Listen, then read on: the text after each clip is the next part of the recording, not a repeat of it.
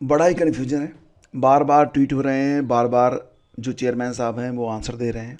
इस बार भी एक बड़ा कन्फ्यूजन सामने आ रहा था। यहाँ पर आपने देखा होगा फॉर्म भरते समय बिहार एसटीटी पेपर 1 दक्षता परीक्षा कक्षा 9-10 माध्यमिक विद्यालय अध्यापक के लिए STT paper second only for computer. वही चीज़ यहाँ पर भी है। दूसरा वाला जो ऑप्शन है, अभ्यर्थी कन्फ्यूज क्योंकि लिखा गया था कि माध्यमिक शिक्षक पात्रता परीक्षा STT 1 4 year age exemption, subject का नाम दिया गया था Hindi, English, science, math, social science, Sanskrit, Urdu.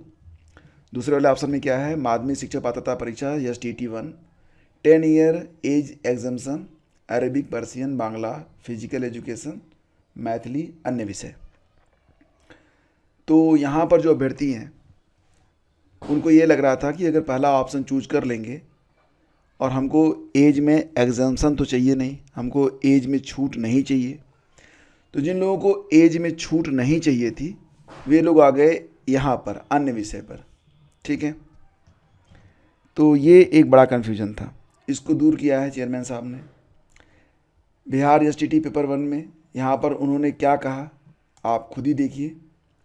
Tweet किया गया कि there seems to be unnecessary confusion in selecting STT 1-2 or other subject. Obviously a candidate can apply only in a subject in which he has cleared STT.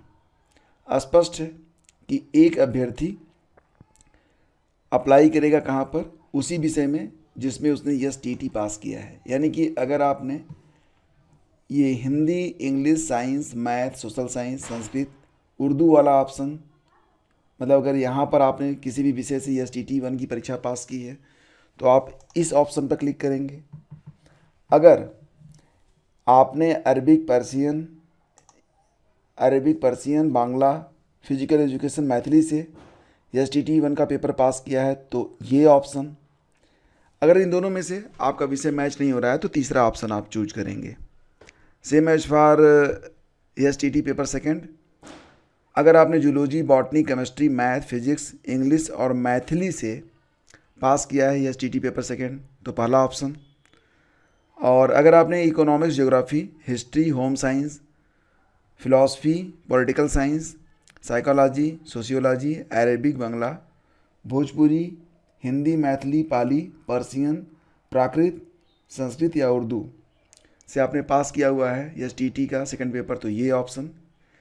अगर इनमें से कोई भी विषय नहीं है, तीसरा अन्य कोई विषय है तो अन्य विषय। बस आपको यहाँ पर सब्जेक्ट वाइज अपना ऑप्शन चूज करना था मेरे भाई, बस सब्जेक्ट वाइज अपना ऑप्शन आपको चूज करना था। यही बात यहाँ पर अतुल प्रसाद जी ने भी ट्वीट करके बता दी है कि ये एक अननेसेसरी कन्फ्यूजन जो है अभ्यर्थियों के मन में है एसटीटी 1-2 और अदर वाले में।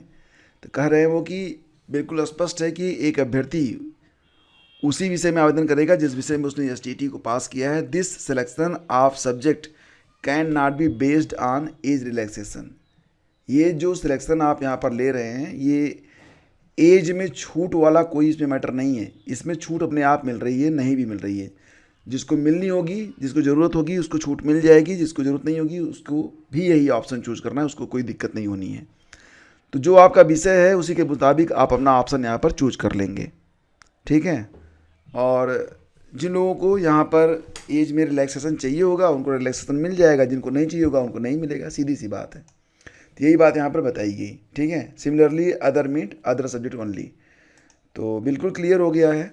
और इस समय अगर आप देखेंगे बीपीएससी की ऑनलाइन एप्लीकेशन वाली जो वेबसाइट है फिर से स्टार्ट हो गई है।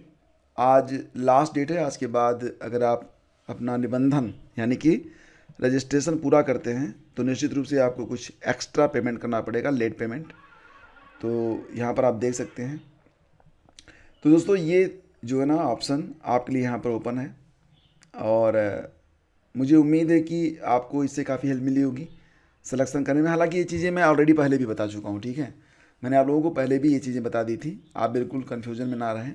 और जो भी ऑथेंटिक न्यूज़ होती है वो आपको यहीं पर मिलती है सबसे पहले। हाँ, बशर्ते कि आपने चैनल को सब्सक्राइब कर रखा हो।